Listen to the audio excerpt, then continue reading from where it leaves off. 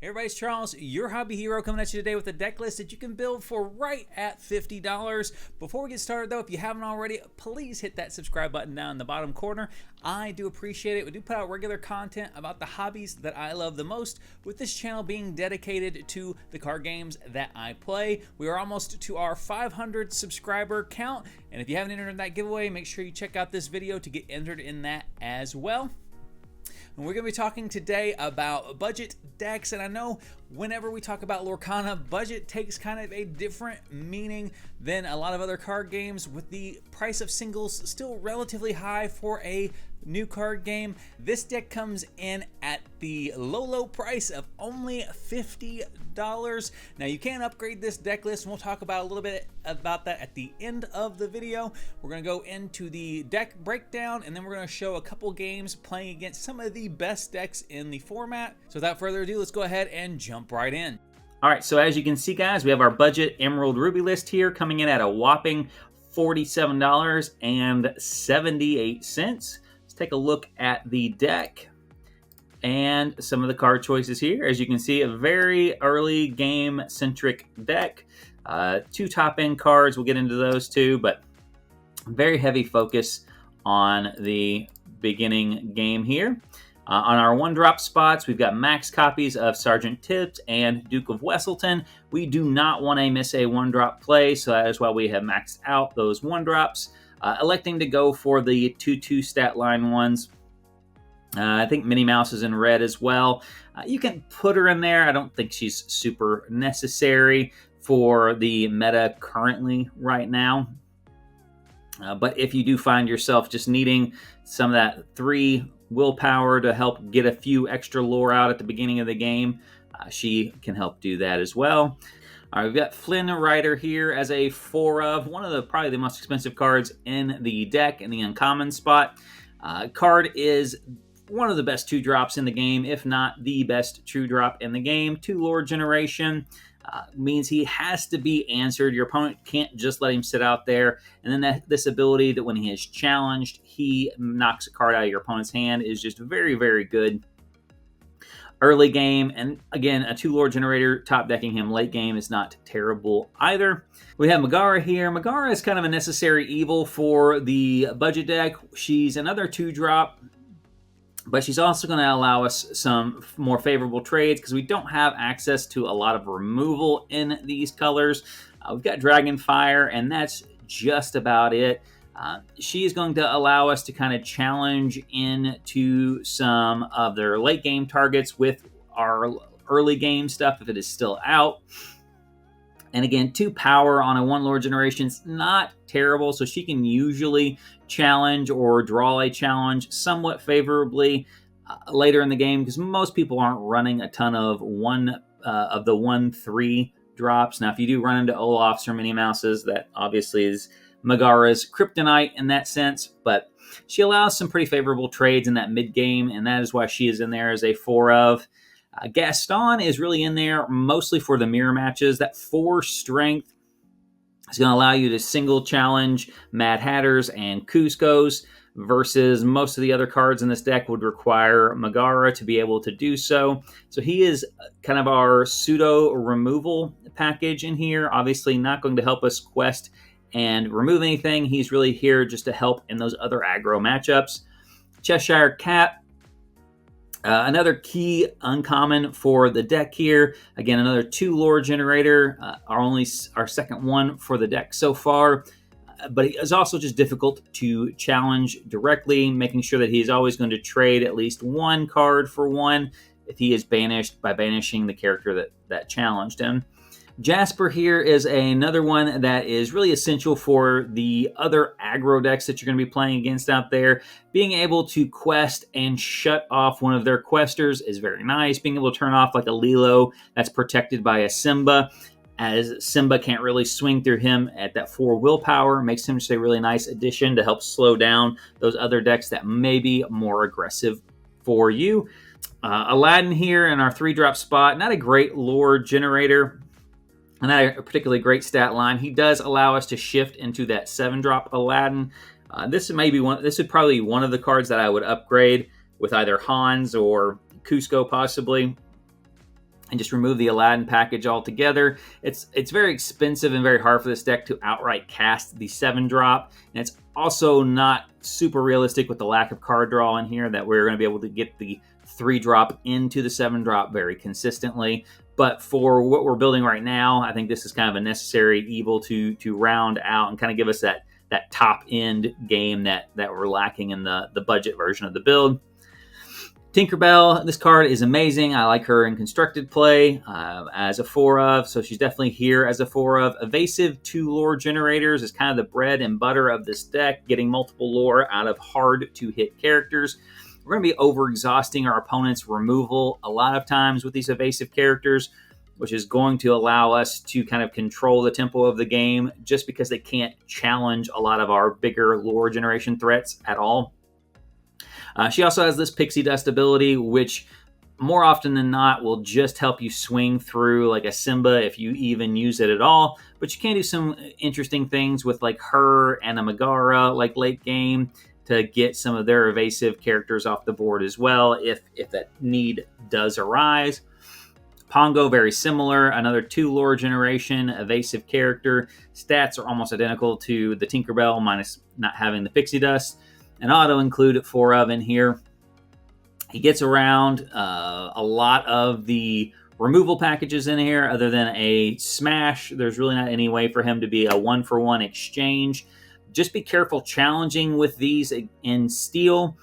And most other matchups you can challenge and then they stay alive to fight another day because they can't be challenged directly. Steel is looking for ways to get this 3 down to either 2 or 1 so they can have more favorable exchanges with grab their swords or fire the cannons or a Tinkerbell entering the battlefield trigger. So just be cautious with that stuff there and in those steel matchups. Mad Hatter here as a 4 of, no brainer here. 3 lore generator, I think our only 3 lore generator in the budget build here. He's inkable at 5 spot, and he's our only real card draw in the deck as well. Definitely a max copy card here. Card should be your target for turn 5 pretty much every game. Goofy here is kind of the upgraded version of Pongo and Tinkerbell. He is your highest cost evasive character, but he's probably close to your worst.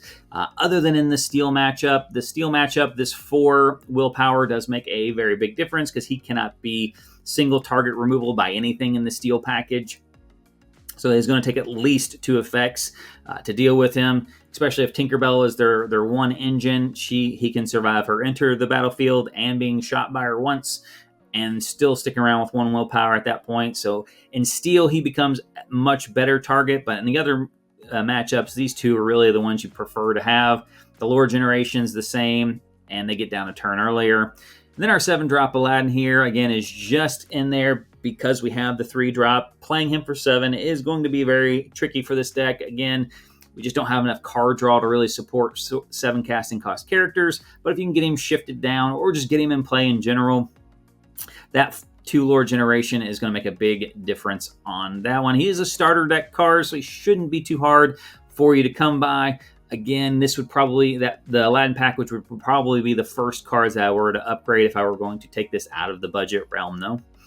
Actions for Dragonfire. It is uninkable, but it is a straight banish a chosen character card, which is essential for this deck. We don't have a lot of other answers. Other than this one, we've got Gaston, and that's really about it. Megara to a lesser extent if you have another character in play to use her ability with. But this is really kind of the catch-all answer at 5. Never a bad card to have. Again, this deck can get to 5 pretty easily, so the cost being uninkable shouldn't be an issue too many times. And then we have 2 copies of Mother Knows Best. I didn't want to go any higher than this because I really didn't want to get any more uninkables because we really are needing to ink and play a card every single turn. So if we get multiple uninkable cards in our hand, it can really slow the deck down. This one being basically just that kind of pure tempo play. We're not trying to, generate a lot of value out of this. We're just trying to tip the scales in our generation favor if we're in that match or that race, or we're trying to take care of the 1 card that can challenge favorably for an extra turn. So it's just squeeze a little bit of lore out in those matchups. Shield of Virtue here, I have it as a 2 of. I really like this card whenever you don't have a lot of card draw and you don't have a way to replace your characters on the field very easily. This card kind of comes in handy to help conserve the field that you already have. If you're already in top deck mode, this allows you to save a character from being challenged that's on the field. So it can really help squeeze some extra value out of those cards in a deck that doesn't have a lot of organic ways to generate a ton of extra value. And that's pretty much the deck breakdown here. So let's check out some of the actual games with this particular deck. All right, time to get started with some testing here in Silver with our budget build here. Let's see if we get paired up against the best deck in the format. Round 1.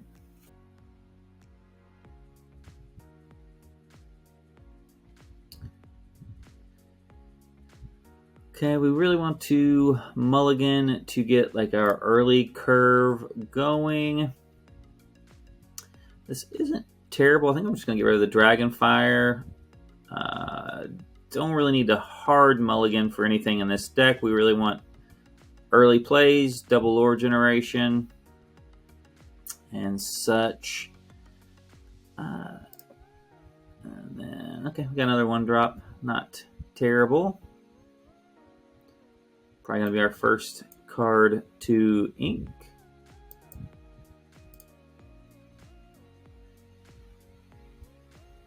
Actually missed what he inked there. I was going too fast.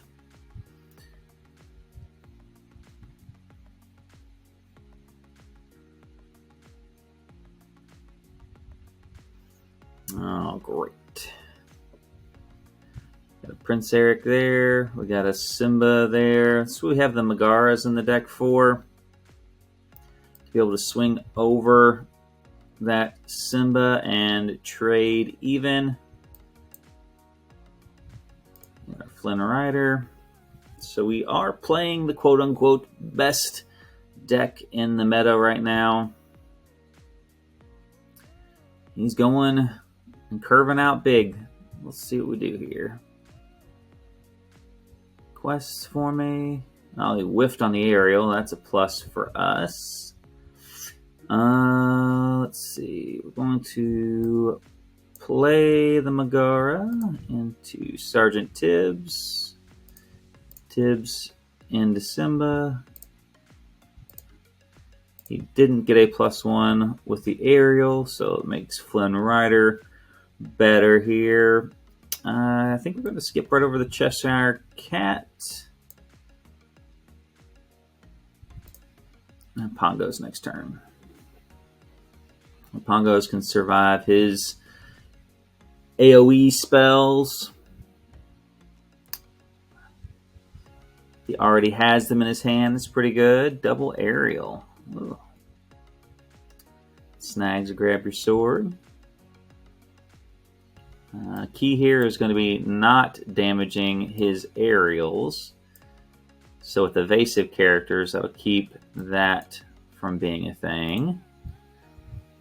However, if he can go big tink into the grab your swords. Musketeer's Tabard. Okay, I've not seen that in one of these builds yet. As it is, he's going to lose this race. So we'll just put a little bit beefier one out there.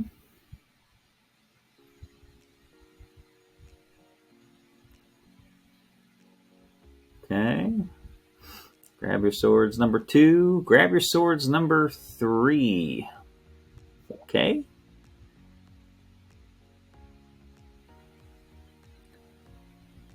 Rapunzel for no card draw is pretty good. I don't really think I play the Tibbs here. I don't know if there's really any reason to. So we will just put the Pongo down. So he is winning the race currently. But I also don't feel too bad about where I'm at. I guess I could ink Tibbs here.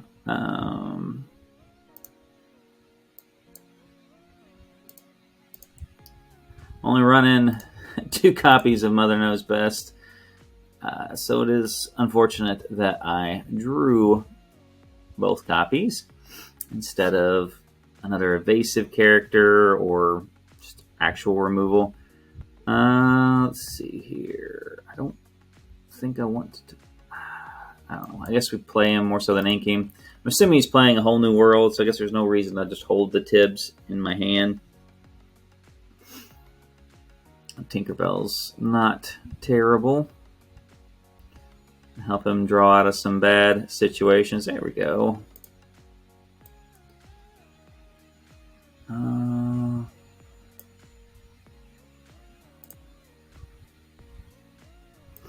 Definitely don't want to let him draw 2 with the Sergeant Tibbs.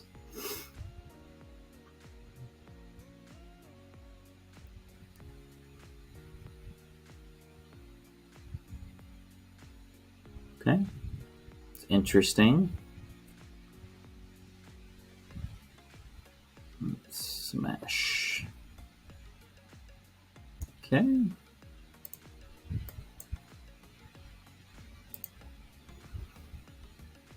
He's only got one more Grab Your Sword in the deck.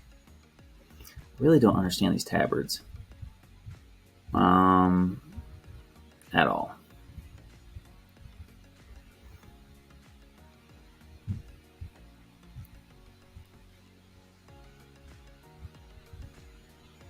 Alright, so he is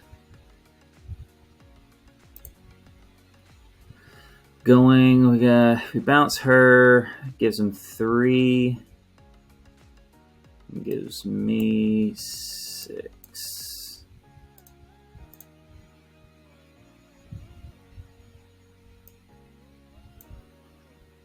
So I just have to hope he doesn't draw the final copy of Grab Your Swords. Whole New World gives him 7 cards to dig to. And honestly, like a smash would give him an out as well. I'm going to assume he's going to activate. Yeah, that. Give him one more chance to get there. Well, he should have left these aerials open in case he did hit one of his songs. Yep, there you go. All right, minus drawing 3 Musketeers tabards. The best color combination in the deck right now with our budget build. We'll try our game 2 here. Yes, he did draw his 3 Musketeer tabards, but we also got our 2 copies of Mother Knows Best. So it wasn't like we drew perfectly either.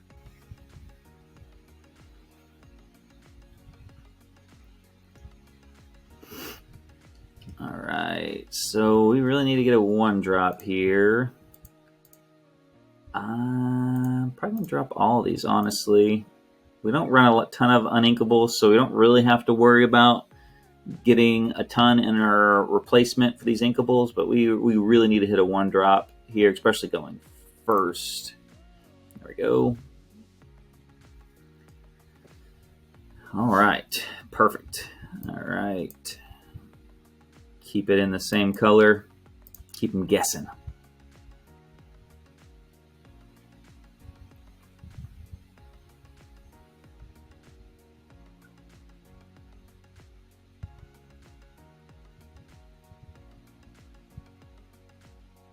Okay. Looks like we may have that deck part 2. I'm fine with that trade if you want to do it.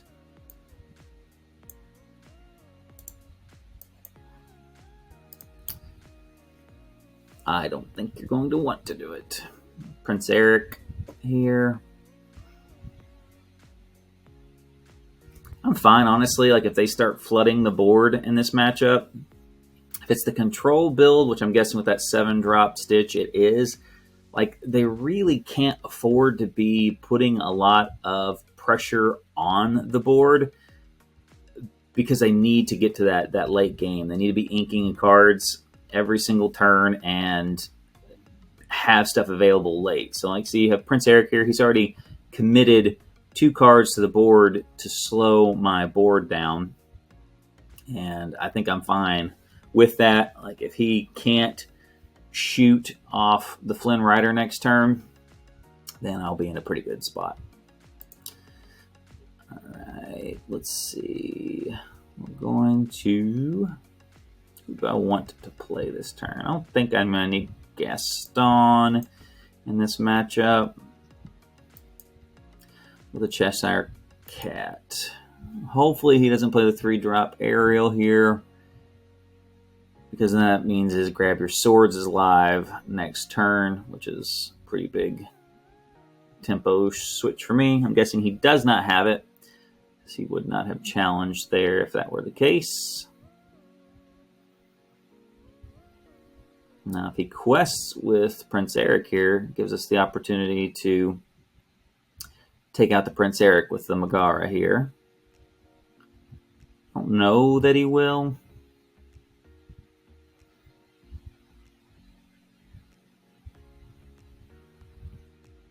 Okay, down to 3 cards in his hand already, so that's a pretty good spot for us. Can't sing Whole New World yet. So yeah, I think we're not in a bad spot here. We're gonna hit here.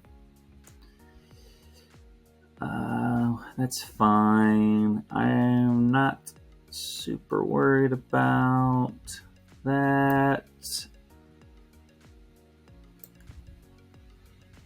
Let's go ahead and get Pongo out here.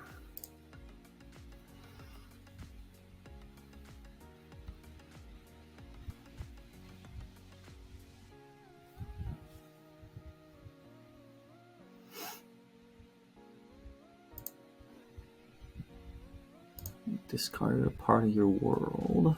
Okay, Beast. Okay, that's not a bad hit here.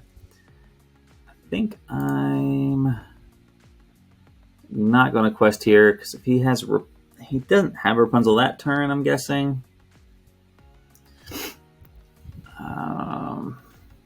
Could play Whole New World next turn.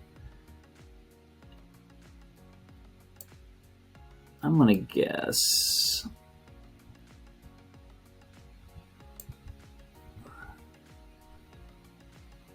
Didn't have the Rapunzel first turn. I'm guessing he's just gonna try to 2 my whole board here.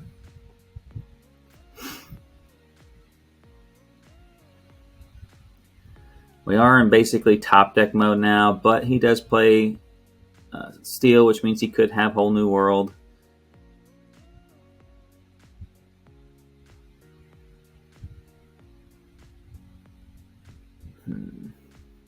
I guess we play it. No reason not to at that point.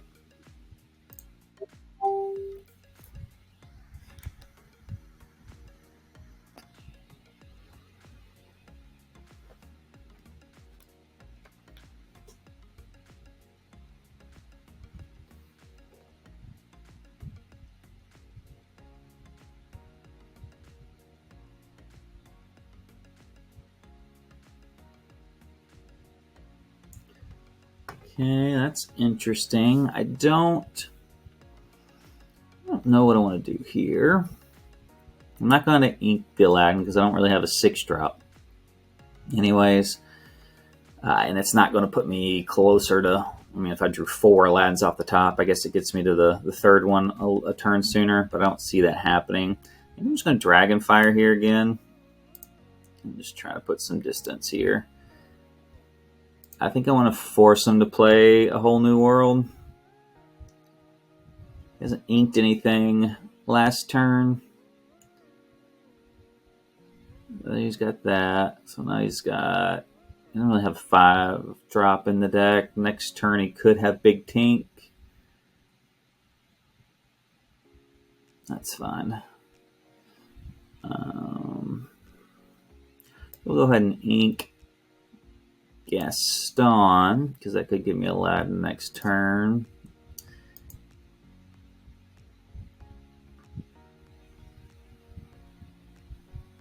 Cheshire Cat's getting in there.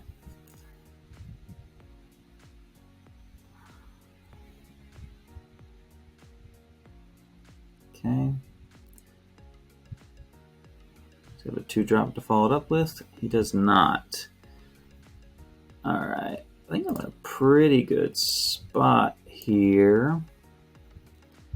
Because if he quests with Hans to shoot the Cheshire Cat for 1, I'll probably just go 18, honestly.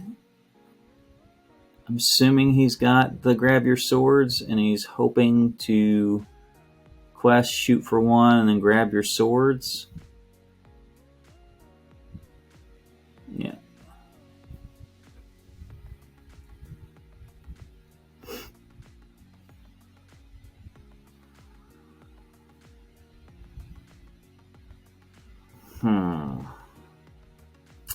Here's the real question. I'm not really worried about his lore. He could have a smash.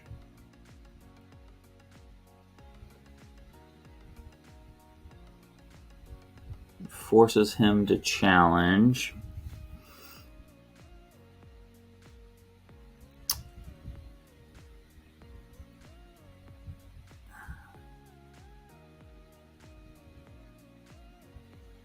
Yeah, I think I'm going to go that route.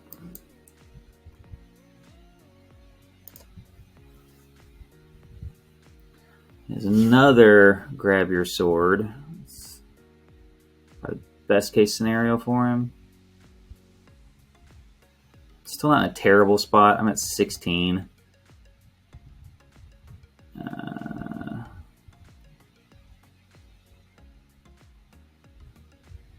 Yep, that's fine. This time I definitely will challenge the Hans. That'll put me at 18. And I'll force him to have a smash, basically, or 2 other removal spells. Here. Not a bad spot. I mean, 18 to 1 with the number of 2 Lord Generators we have in the deck is not a bad place to be at. Even if he does have an answer for this, we have a lot of outs off the top of our deck. But I don't know he's going to have one. He's already got 2 smashes. Haven't seen any fire the cannons yet, so I don't know that he'd have it. Yep, he did not. All right, here we go.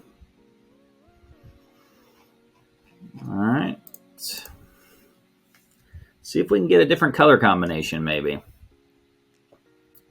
Gotten Steel Amber twice, which again, is probably the most popular color combination right now. A couple different builds with it.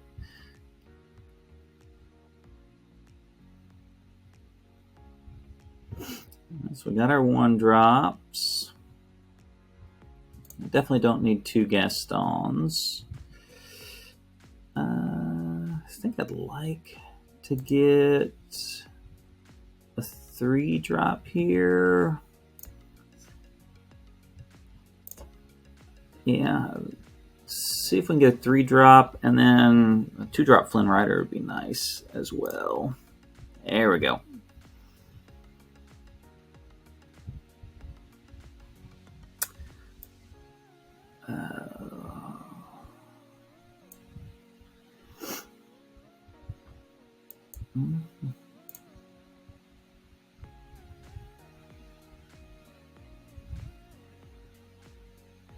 What do we have here? Okay, green with Peter Pan and purple. Okay. Okay. So evasive may not be the silver bullet in this matchup that it was in the previous ones. I think I'm going to hold on to this shield here just for now, just in case. I'm going to avoid the Gaston in case he's playing Flynn Riders 2. I don't really want to have to swing into his Flynn Rider. I'm perfectly fine with that. He's -1 card for a little bit of tempo, and he's not going to be winning tempo with this right here. So I am perfectly okay with that.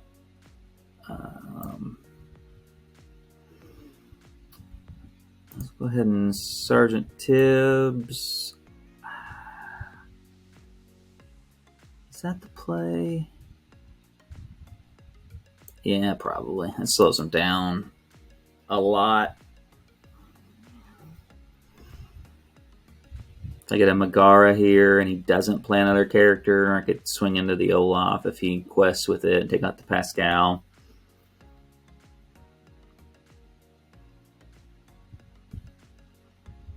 If he's playing Megara here, he's probably contemplating whether or not just to hold it so he can try to take out the Jasper next turn. There's his Flynn Rider.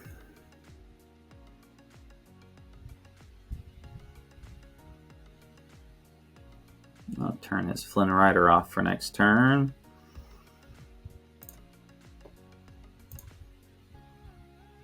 Let's see. Go ahead and quest. Not super worried about it. Honestly, I don't think I want to need... Well, I might want to keep Gaston. Maybe it's Flynn Rider. Here. I could, I guess, kill this Pascal that turn. But I think I just win this race anyways, so...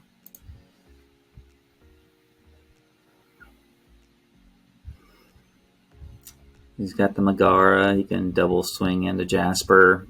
But for right now, Jasper just completely wins this race. It gives me my 4 to his 2 with me already in the lead.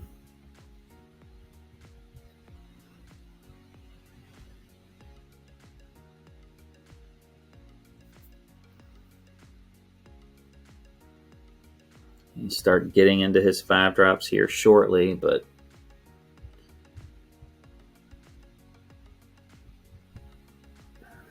it's annoying, I guess.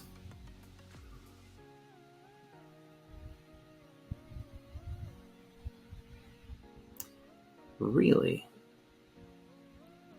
That's surprising he didn't finish Jasper off there. Very, very surprising. Yeah. I will shut that down. Let's see. We'll take...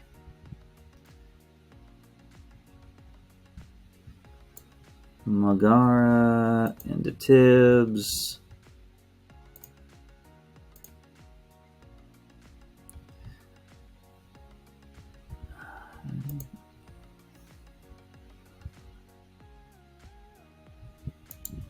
I think just quest with her, honestly. I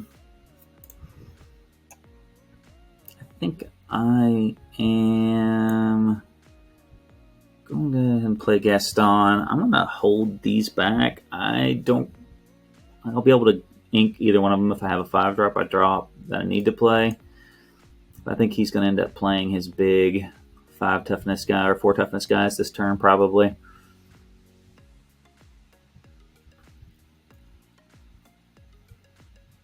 I'm really surprised I didn't finish that Jasper off. Like, that was an interesting play, to say the least.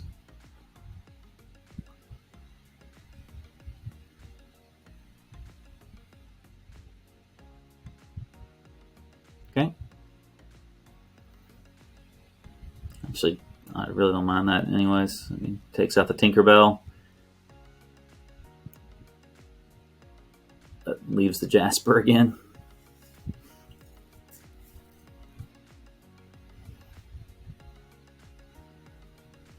Okay. Don't mind that. And if he doesn't deal with this Jasper, I don't think he can win this race. Like, really ever.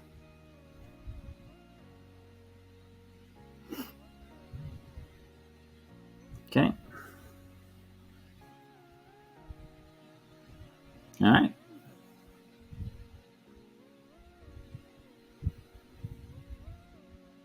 His Megara. And Pascal. Just gonna play the tank, I think. It's fine. Yeah, again, he loses this pretty badly right here.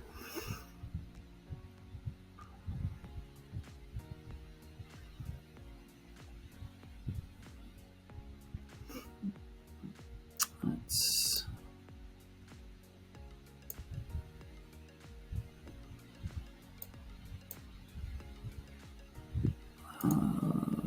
see here.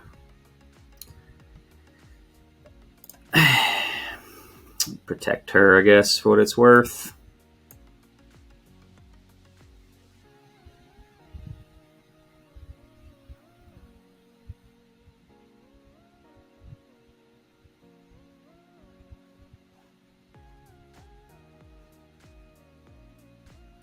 Well, that's pretty good. Surprised he didn't sing it, though, because he's not got a whole lot of impact plays at 2. I guess if he inks something and can play a 3-drop, it's not terrible. Oh, hey, look at you with your Jasper.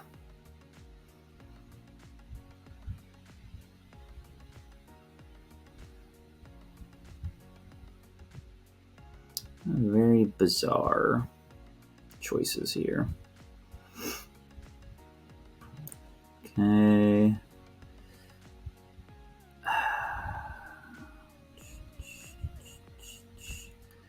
I do here.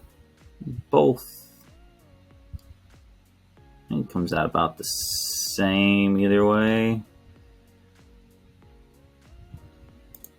So this one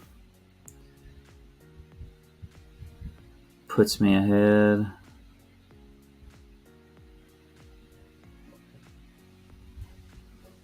Again, no real reason to ink it. If I draw another Aladdin, I'll ink it.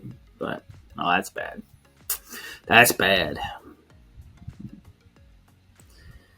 Let's see here.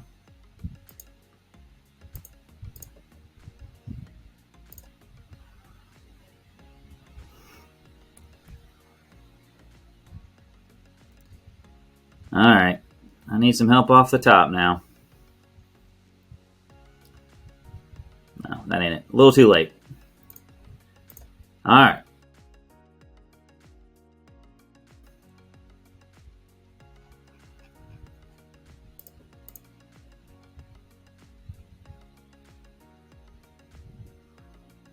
Let's see what we get this time. A whole bunch of uninkables. This is not a good hand.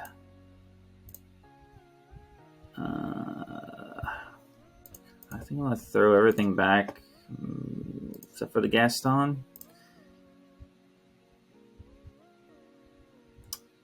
Oh man, no 1-drops. That's rough. Okay. We've got Maleficent. So we have the Amethyst or Sapphire. Let's see what we are here. Either one, not great that I did not draw a 1-drop. It's terrible. That is bad.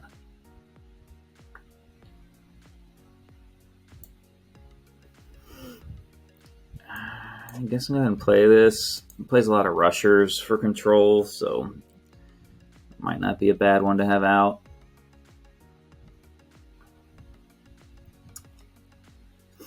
Yep. That's not going to do me much good.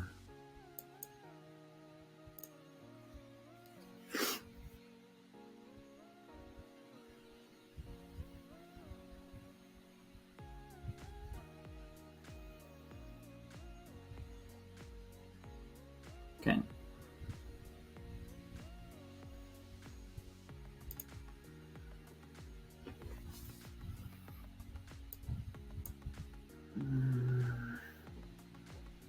Let's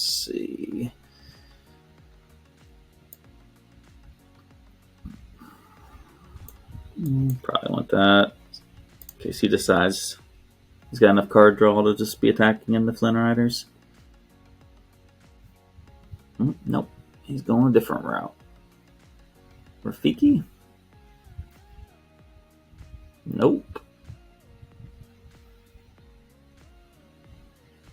2 big Aladdin's gone already, which is probably the card I want to see the least of.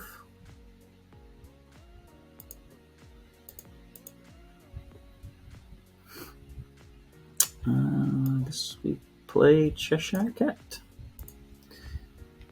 He's still a ways from being able to be prepared. He's digging for something. I don't know what he's digging for, though.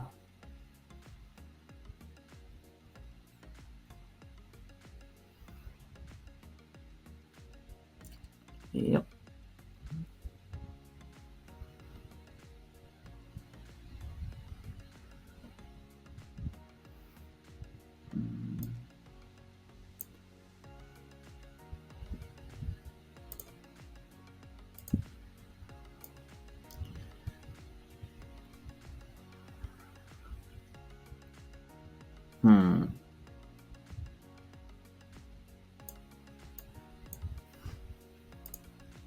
Yeah, I think you could have Dragon's Fire here, which is fine.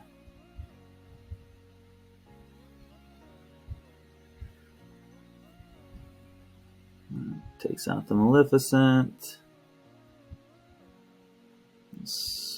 Cheshire Cat take out. Oh no, he's gonna. Okay. It's not a bad play, I guess.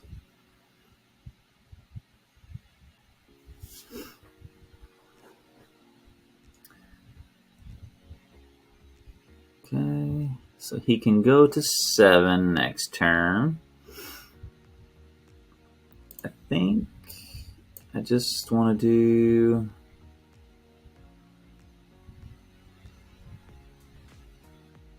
that. We got Shield of Virtue. Know that I care a ton. I want to play another character out. Don't think. Put the Flynn out, forces that, and then following up with double evasive characters. Sure. If he doesn't have it, I'm in a really good spot. If he does have it, okay, I guess he doesn't have it. At least not this turn.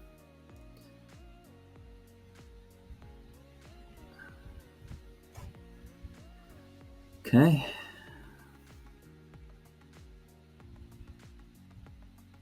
What we got now? Nothing. Interesting. I don't think I play anything here.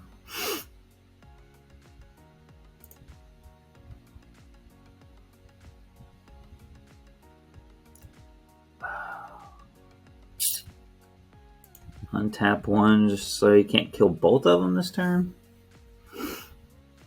Oh. Now, yeah. We're good. I like this. This is fun.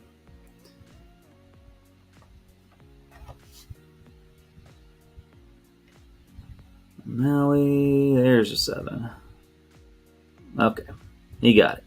Be prepared.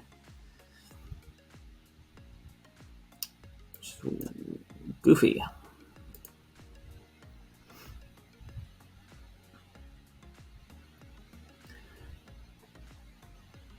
Dragonfire. Okay.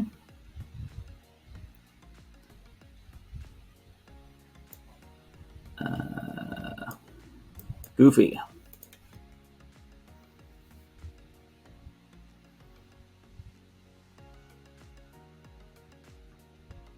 Dragonfire. Okay.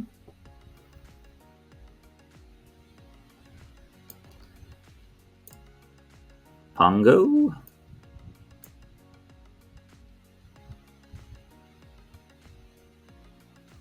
Maleficent.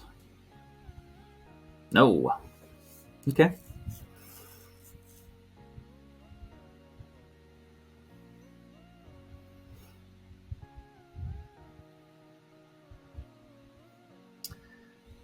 That is certainly...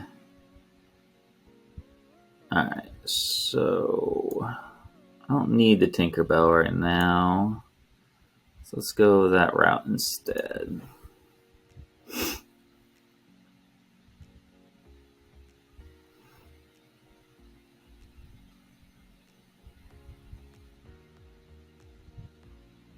Okay.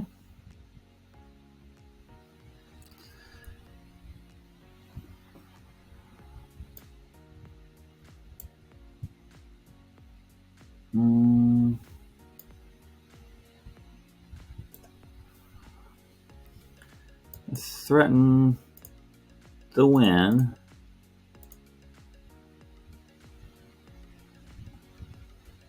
I want to see him activate Magic Mirror first. That means he's digging. Oh, okay.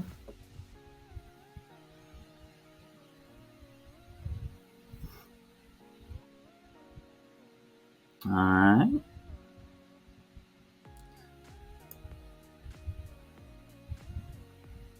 I want here that.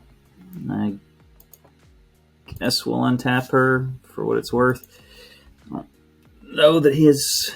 I guess he could be playing a Flotsam or something. There's a Jetsam. I don't remember. Whichever one has evasive. The White Rabbit's Pocket Watch. Maleficent will work as well.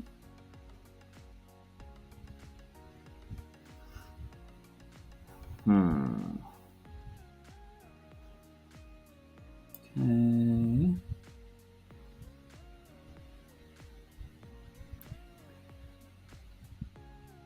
Actually,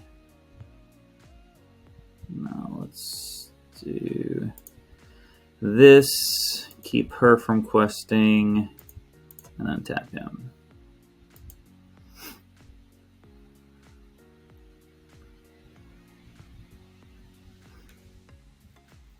Wow. Okay. Something inkable. There we go.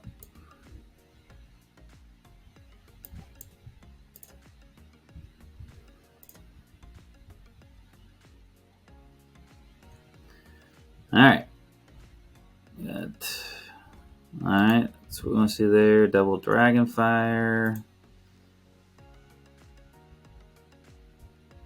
Got 3 Be Prepareds in there still. It's not the worst thing in the world for me. 7.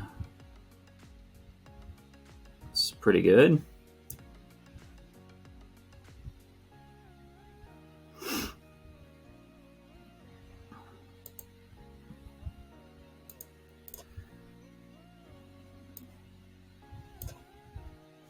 All right.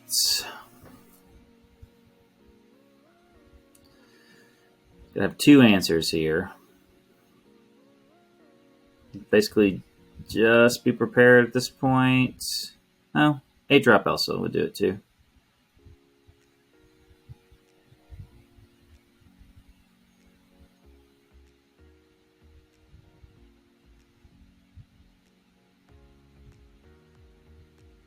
That won't do it though. I guess be prepared is last out at that point. You can sing it. We got it. All right. All right, guys, there you have it. There's the deck list and some of the sample games. Now, if you are looking for ways to upgrade this deck, a few good cards right out of the gates would be the 4-drop Rare Hans to get you that 3 lore generation on turn 4, as well as the 5-drop Cusco to get you that ward-protected lore generation a little bit later on in the game. I would not recommend going any higher than the 5 ink cost, though, just as the deck doesn't have any draw, which can make getting to anything higher than that quite challenging, and you don't want to clog up your hand as you're going further into the game. But I would love to hear what you guys think down in the comment section below. If you've been testing the deck, let me know. I'd love to hear your feedback on it as well. Until next time, guys, Hobby Hero out.